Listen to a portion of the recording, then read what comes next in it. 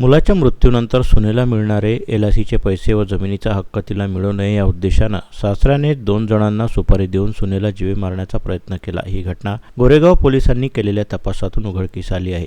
चुडामन कटरे राहणार गिधाडी तालुका मोरेगाव असं आरोपी सासऱ्याचं नाव आहे। या प्रकरणी पोलिसांनी एका आरोपीला अटक केली असून त्याचं नाव गुप्त ठेवण्यात आलं आहे। पोलिसांनी दिलेल्या माहितीनुसार महिला फिर्यादी अश्विनी कटरे हे आपल्या वडिलांसह गोरेगाववरून चिल्हाटी मार्गे सगावी गिधाडी येथे दुचाकीने जात असताना घाटी येथील नाल्याजवळ एका निळ्या रंगाच्या 4 चाकी वाहनानं त्यांच्या दुचाकीला धडक दिली।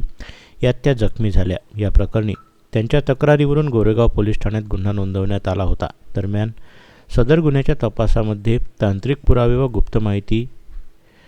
गुप्त माहितीदाराकडून मिळालेल्या माहितीच्या आधारे अश्विनीचा पती उमेश कटरे याच्या मृत्यूपश्चात मिळणारे एलआयसीचे 60 लाख रुपये व जमीन तिला मिळू नये या उद्देशानं तिचे सासरे आरोपी चुडामन कटरे याने सदर गुन्ह्यातील आरोपी यांना तिला जीवे मारण्यासाठी 3 लाख रुपयाची सुपारी देऊन अपघात घडून आणल्याचं निष्पन्न झालं। या दरम्यान गोरेगाव पोलिसांनी या प्रकरणी एका आरोपीला अटक केली असून गुन्ह्यातील इतर आरोपी फरार असल्याचं पोलिसांकडून सांगण्यात येत आहे।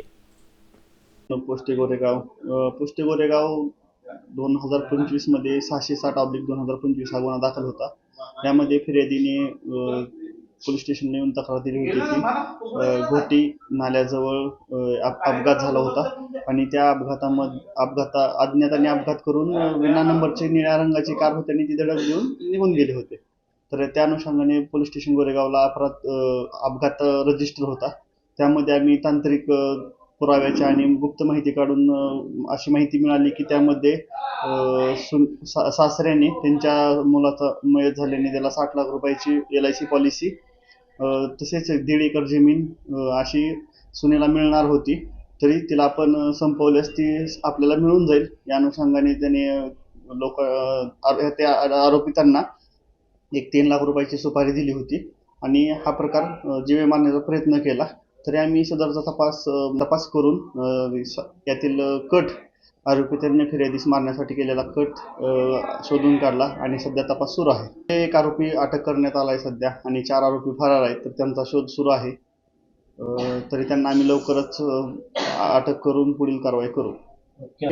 जो आरोपी आहे चुडामन कटरे त्याला ज्यावेळेस आम्ही पहिला आरोपींना पकडलं त्यावेळेस त्यांना माहिती मिळाली आणि ते फरार झाले।